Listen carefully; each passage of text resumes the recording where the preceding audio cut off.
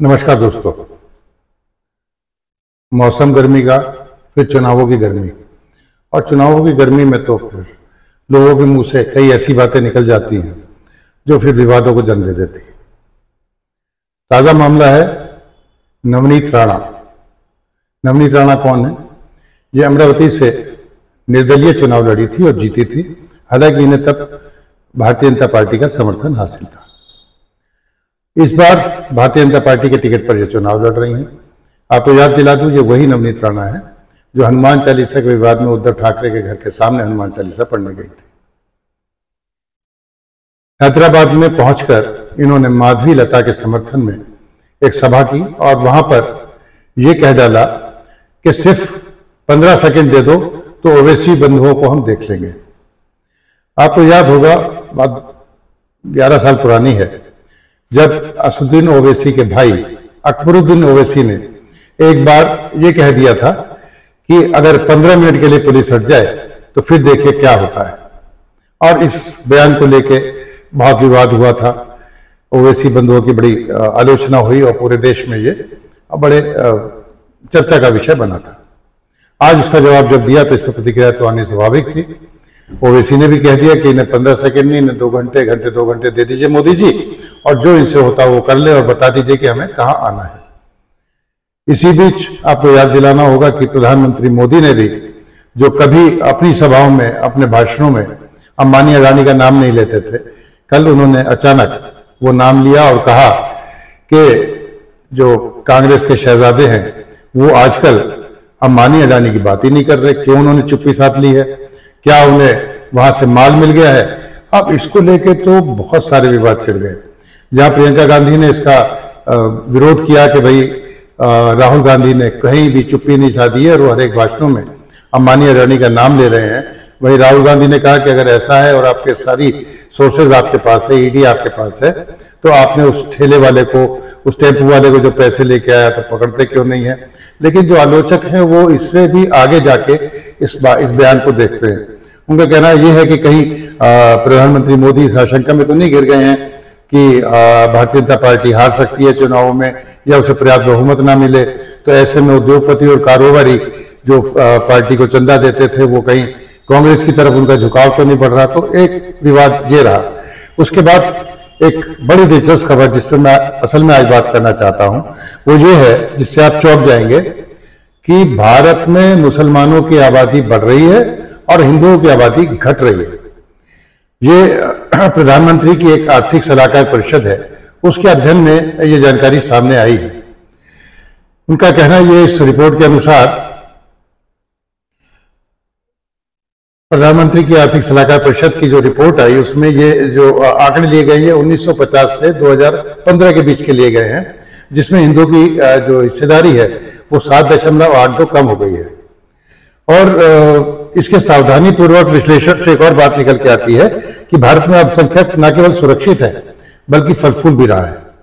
अध्ययन में दुनिया भर में के 167 देशों के रुझानों का आकलन किया गया है, जिसकी रिपोर्ट इसी महीने जारी की गई थी। हालांकि एक सवाल जरूर मन में आ रहा था कि अगर इसी महीने रिपोर्ट जारी हो गई थी तो इस टाइमिंग इस जारी करने का या ये खबरों में आने का ऐसा कैसा संयोग हो गया? तो ये चुनावों का समय है और सब कुछ मुमकिन है। निकटतम पड़ोसी देशों में जहां पर की मुस्लिम बहुसंख्यक है, उनकी आबादी में मुस्लिमों की हिस्सेदारी बढ़ रही है। बांग्लादेश की आबादी में 18.5% का उछाल है। पाकिस्तान में 3.75% की दर से मुसलमान जनसंख्या बढ़ी है, जबकि जो चाहे वो नेपाल हो या बर्मा म्यांमार हो, वहां पर जो बहुसंख्यक थे उनकी आबादी कम हो रही है। तो एक तो ये खबर थी चौंकाने वाली। अब इसके बाद इसी से रिलेटेड है कि हमारे यहाँ जो चुनाव चल रहा है उसमें बार बार मुस्लिम आरक्षण का मुद्दा इस समय बड़ा जोर पकड़ा हुआ है और प्रधानमंत्री इसको मुद्दा भी बना चुके हैं। वो आरोप लगा चुके हैं कि कांग्रेस अगर आती है सत्ता में तो ओबीसी का आरक्षण छीनकर मुसलमानों को दे देगी। इसकी शुरुआत कैसे हुई थी? आपको याद होगा, मंगलवार को 7 मई को जो लालू प्रसाद हैं उनसे पत्रकारों ने पूछा तो उनके सवाल पर लालू के मुंह से निकल गया कि मुसलमानों को पूरा रिजर्वेशन मिलना चाहिए।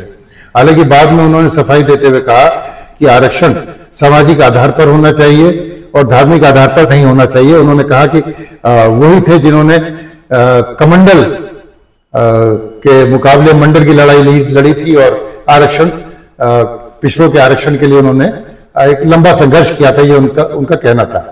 पर दोपहर होते होते तक बीजेपी इस मुद्दे को ले उड़ी थी और पीएम मोदी ने दोपहर बाद ही मध्य प्रदेश के थार में एक चुनावी सभा में कहा, कांग्रेस चुप है लेकिन उसके एक सहयोगी दल ने इंडिया गठबंधन के इरादों की पुष्टि कर दी है। उनके नेता जो चारा घोटाले के मामले में जेल में हैं, वो कोर्ट से सजा पा चुके हैं, अभी जमानत पर बाहर आए हैं। उनका कहना है कि मुसलमानों को मिलना चाहिए पूर्ण आरक्षण।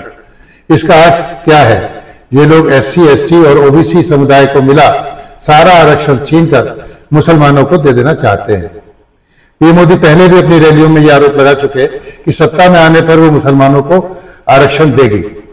पीएम मोदी ने महाराष्ट्र में कहा था, कर्नाटक में सरकार बनाने के बाद कांग्रेस ने एक फतवा जारी किया और रातों रात सभी मुसलमानों को OBC घोषित कर दिया। कांग्रेस ने OBC के 27% आरक्षण पर हमला किया है और अब उनका एजेंडा पूरे देश में एक ही फॉर्मूला लागू करना है। उन्होंने राजस्थान की एक रैली में भी कहा था कि मुसलमानों को 5% कोटा आंध्र प्रदेश में दिया गया और ये एक पायलट प्रोजेक्ट था कांग्रेस का, जिसे पूरे देश में लागू करना चाहती है। अब सवाल यह है कि क्या कांग्रेस ने अपने घोषणा पत्र में मुसलमानों को आरक्षण देने की बात कही है? तो ये कहीं स्पष्ट तो नहीं है, क्योंकि उन्होंने कहीं आरक्षण मुस्लिमों को देने जैसी कोई बात स्पष्ट तौर पर नहीं कही है।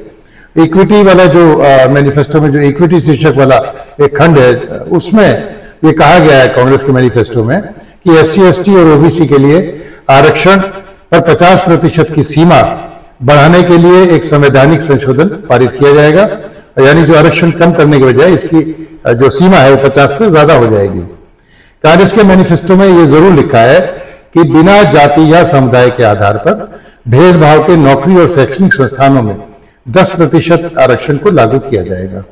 SC, ST और OBC के लिए निजी शैक्षणिक संस्थानों में आरक्षण देने के लिए आर्टिकल 115(5) के संदर्भ में कानून बनाएंगे।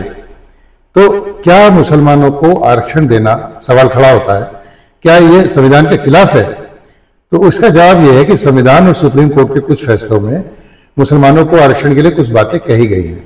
मोटी मोटी बातें ये हैं कि एक तो राज्य को अगर किसी को लगता है कि कोई वर्ग है जिसको पर्याप्त हिस्सेदारी सब जगह नहीं मिल रही है, तो इसके लिए वो विशेष प्रावधान कर सकता है। जो आर्टिकल है संविधान का 15(4), उसमें राज्य को सामाजिक और शैक्षिक रूप से पिछड़े वर्ग की उन्नति के लिए SC और ST के लिए के साथ साथ कोई विशेष प्रावधान बनाने का अधिकार है, लेकिन इसके लिए स्पष्ट कोई अधिकार नहीं है। पर अगर हम दूसरी ओर देखते हैं, अब पहले हिस्से पे जाते हैं आज की खबर के, अगर उनकी आबादी इस तेजी से बढ़ रही है तो कहाँ पे वो बहुसंख्यक हो जाएंगे, कहाँ वो अल्पसंख्यक रहेंगे, एक नया विवाद छिड़ जाएगा। तो आरक्षण पे हालांकि बहुत बात की जा सकती है, सुप्रीम कोर्ट के बहुत सारे फैसले हैं जो अलग अलग तरीके से इसकी व्याख्या करते हैं, और मोटे तौर पर ये मान लीजिए कि राज्यों को अधिकार है कि वो विशेष प्रावधान इनके लिए कर सकते हैं। अब चुनाव में ये मुद्दा इतना गर्म है, आगे क्या होता है जरूर देखेंगे। आप हमारे इस वीडियो को अपने मित्रों से साझा करिए, उनसे भी राय लीजिए और हमें अपनी राय से अवगत जरूर कराइए। अगर आपने अभी तक चैनल सब्सक्राइब नहीं किया है तो कृपया इसे सब्सक्राइब करें और हमें फीडबैक देते रहें। मिलेंगे एक नए वीडियो के साथ, तब तक के लिए नमस्कार, बहुत बहुत धन्यवाद।